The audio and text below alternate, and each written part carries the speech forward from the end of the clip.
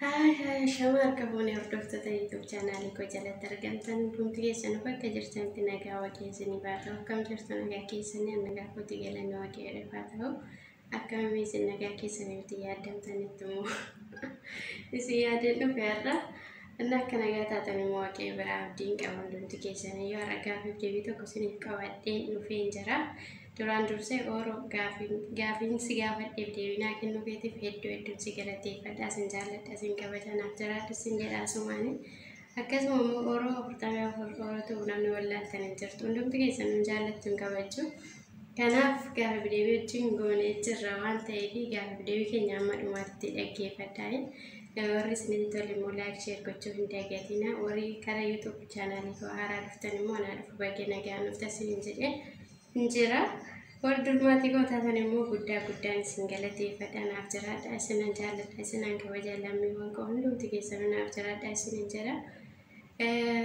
Komentis nu barreessuuf hin dagatinaa yaada gaarii ta'es gaariidha jechuu hin dagatinaa yoo wanti balleessine jiraannellee bakka dogongorretti nuuf sirreessa nu barreessa komentii keessan immoo hin barbaanna nu barbaachisa waan ta'eef Kana nubra dhaabbadhaa isiniin jenna. Kanaafuu gaaffii deebiin keenya akka itti dhiyaatutti akka itti aanutti isiniif dhiyaata daawwadhaa hamma dhumaatti isiniin jira guddaa galatoomaa naaf jiraadha. Nagaanii fi jaalallee haraarri waaqayyoo hunduma keessaniif haa baay'atu jaalatamuu fi kabajamoo obboloota koo biyya keessaa biyya alaa musliima kiristaanaa hordoftoota caaloo firii kan taatan maraaf nagaan koo kan jaalalaa kan kabaja hunduma keessaniif haa baay'atu baga nagaa dhuftan anaa dhufu. Mana kanaaf haaraa kan taatan supply gochuudhaan gara maatii kanaatti akka dabalamtan jaalalaa fi kabajaan isin gaafadha. Obboleettiin keessan gaaffii deebii na gaafatte mana ishee keessatti keessummaa na gootee jirti. Maqaa keessaniin nan galateeffadha. Caaloo guddaa galatuun isin jecha wajjumaan gara gaaffiitti kan dabaluta. Turtiin keessan jalqabaa haga dhumaatti na wajjin haa ta'u jechuun jaaladha. Gaaffiin tokkoffaa akkas jedha. Artistoota Oromoo warra lubbuun jiran keessaa eenyuun dinqisiifattaa? Akkasuma warra lubbuun darban keessaa eenyuun dinqisiifattaa kan jirudha. Warra lubbuun jiran keessaa eenyu jedhee nama adda baasee dinqisiifadhuun qabu hundumti isaanii gahee hojii mataa isaanii ba'an hojjetanii jiranii baay'ee namatti tolanii hojjechaas hin jiru. Hundumayyuu dinqisiifadha nama filadhu hin qabu. Warra lubbuun darban keessaa hunduma isaanii waaqayyo jannata keessa nuuf haa tursu jecha isaan keessaa Hacaaluu Hundeessaa nama baay'ee jaalladhuu fi nama baay'ee dinqisiifadhu onnee keenya keessaa mana kan qabudha. Gaaffii tokkoffaaf lammaffaa asiin xumureen jira ol irratti jira. Gaaffii lammaffaa akkas jedha. Oromiyaa kutaa 11 keessa naannoo kam osoo jiraattee sitti tola? Asiifachuu doon jedheen Oromiyaan hundumti isaayyuu namatti tola. Lalisaadha qabeenya kan qabdudha. Garuu Bishooftuu doon jiraadhe natti tola.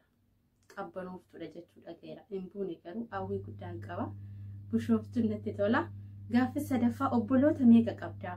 Gaaffii sadaffaa obboloota meeqa qabdaa? Galata Rabbii galaanoo mana keenya keessa obboloonni shamarra 3 fi dhiira 3 nuti nama 6 obboloota 5 qaban wajjin jaadha.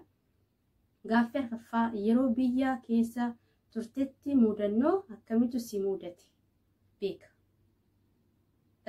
Mudannoo na mudate kutaa 4 keessa doon barachaa jiru xalayyaan jaalalaa na barreeffame xalayyaan jaalalaa maal akka ta'e hin beekun ture fudhachuu didee haalatti dubbifamee gatamee odeeffamee maatii koo bira ga'ee dabaddabamee jira. Gizee sana mudannoo hin dagatamne guyyaa jalqabaan abbaan kun dabaddaban sun kun addi sanatti ta'ee jira. Kanaaf mudannoo xalayyaan qaba. Isarraan kan hafe gaaffii shanaffaa jaalallee yookiin kaadhima hin qabdaa? Yoo qabaachuu baattee hamma jaalachuuf karoora hin qabdaa? Gizee durii Feesbuukitti baay'ee Gizee durii Feesbuukitti baay'ee nama nan ture jaalallee qaba. Feesbuukiin jaalallee baay'ee nuuf kennee jira galata Rabbii ammallee jaalallee qaban jedhaani qaba. Jaalalleen garuu kan jaalallee kana kan wajjin jiraatamu kan anaafiyyuu gaaffii dhabeettani garuu qabaadhaan si deebisa. Siif arganaan jechuudhaaf boru gaaffiin jaaffaa akkas jedha. Abbaa kee yookiin harmee kee mufachiiftee beekta?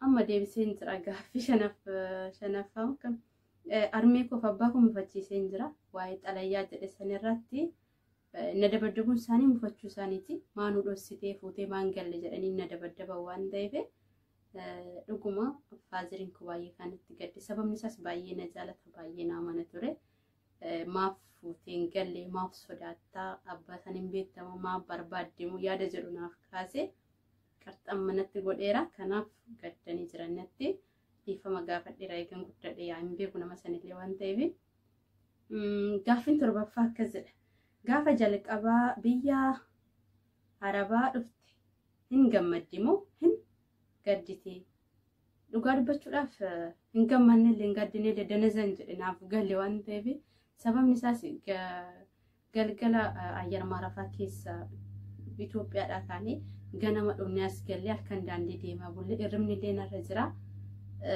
kanaaf ganama illee dafanii dhumni na fudhanii mannaaraa keessan ture dhufee mana isaanii yoon seenu mana ishiinan tuffadhe kanaaf hin gammadde illee hin gandidille natti illee no'ini natti illee qorrine jedhee odoon deebise natti tola biyya Arabaa gaaffii saddeettaffaa akkas jedha waan tokko namaaf kennitee gaabbisee beekta waan tokko namaaf kennitee gaabbisee beekta dhugaa dubbachuudhaaf waan itti namni tokko namaaf hin kennu kanaaf oduu itti namni namaan kennu waan ta'eef wanti namaa kenne aga kanaan dura gaabbeen beeku aga kanaan durattis kennee gaabbitu ta'uun barbaadu kanaaf wanti namaa kenne hin gaabbuudhaan yoon deebisanitti tola gaaffii salgaffaa akkas jedha osoo hojii madaamii hojjettu dhaabbattuu raftee beekta oduu dhaabbattuu raftee beekta yeroo baay'ee ijoollee raftanii beektanii mina barreessa warri mana madaamii keessa jirtanii ani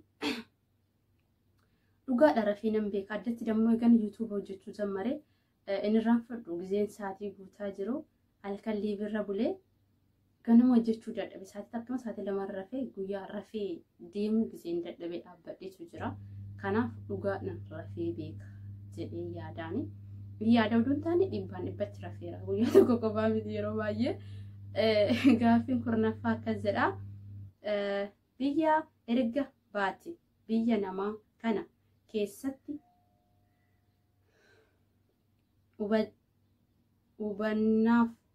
hubannoof muuxannoo ati argatte maalidha hubannoof muuxannoon ati argatte maali biyya Arabaa mataa isaattuu mana barumsaati jedhee taafuraadha rakkina baay'ee dhiphachuu baay'eetu jira waan ta'eef namatti hin beekneef dhiphina sammuu ta'uu danda'a namatti hin beekneef garuu mana barumsaa ta'uu danda'a wantoota baay'ee mana barumsaa kana keessa akka mana barumsaatti baradhee jiranii obsa mataa isaatiin baradhee jira biyya keenya keessatti xiqqaadhaaf ajajamnee deemuu hin dandeenyu namaaf hin bitamnu akka Itoophiyaatti asitti namaa ergamuun obsa jedhee yaada kanaaf obsa baradhee harka caalu namaaf ajajamuu baradhee jira nama wajjin bulmaata gabaabaadhumatti obsa odoon jedhee wantoonni obsa keessatti argaman natti tola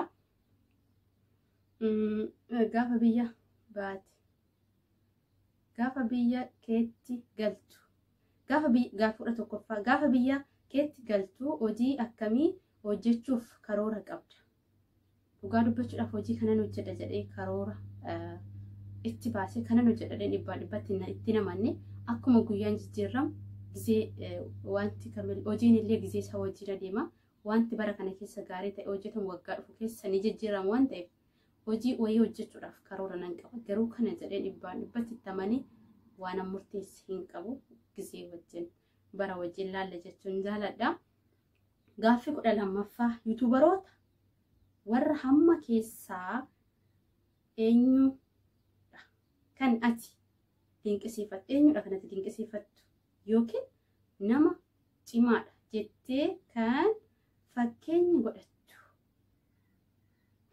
yuutuubaroota wajjin walitti na buusuudhaaf bilti yuutuubaroonni keenya baay'ee isaanii ciccimoo kan ta'an baay'eetu jira garuu fakkeenyaan godhadha kan jedhu har'a nama tokko fakkeenya yoo godhatte boruu dammoo gotaa sanitti nagartu dhibbaan dhibbatti tabante amalu kan jettu yuutuubaroota ijoollee Oromoo keessaa zeeroodha hin jiran dhiifama naa godhaani namaa fakkeenya hin ta'u jechuu dandeessanii garuu fakkeenya hin taate sababni isaas akkan itti yaadu baay'ee keessan argaa hin jiru waan ta'eef har'a nama tokko gaariidha yoo hin jedhe boruu dammoo jijjiiramanii argaman waan ta'eef ijoollee Oromoo warra yuutuubaroota taatan asumaan sagalee kana kan dhaggeeffattan jabaadha harka ol qabadha nama addan baasina tokkummaa akkasumas dammoo yaada bareedaa namaaf qabaadha xiqqaallee guddisuudhaaf yaada isa guddaa keenya jedha kabajaa kaayyummaa isaatti jechuun jaaladha sumaanii bakka jirtanitti nageenyi rabbi si wajjin haa ta'u koomentii gaggaarii barreessuudhaan obboleettii kana jajjabeessaa yeroo hundumaas jechuu jaaladha. Viidiyoo nama laayik nama godha.